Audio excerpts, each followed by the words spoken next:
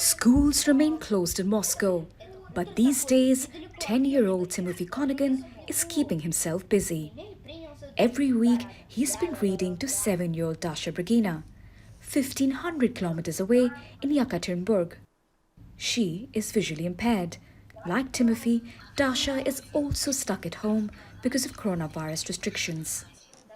But a project called Reading Aloud, run by a Russian foundation, is bringing this pair so far apart together.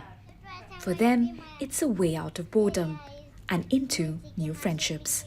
I thought that I could dedicate a huge amount of my time now that everybody is in lockdown, and it's especially boring for children. It's okay for parents, they keep on working at a distance, but kids just have nothing to do at all. So I found such an area for myself where I can spend quality time.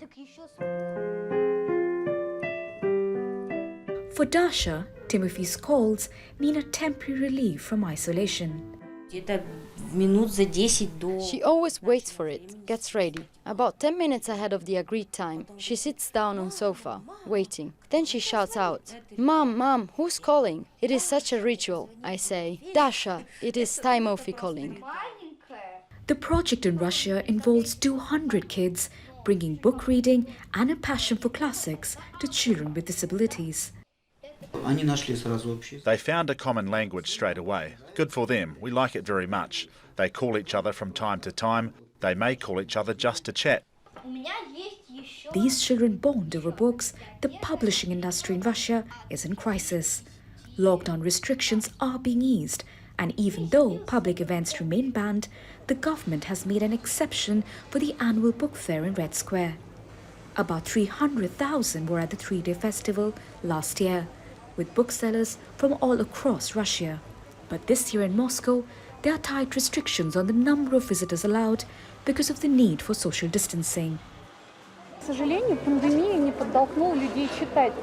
Unfortunately, the pandemic has not made more people read. Our first thought was that people would sit home and books would be on everybody's mind. However, the situation is that people who did not read before the pandemic do not read now either. Those people who read before the pandemic now have started to buy less books due to economic problems. For Timofey and Dasha, that's not the case. At least for them, there is a happy ending. Priyanka, Gupta, Al Jazeera.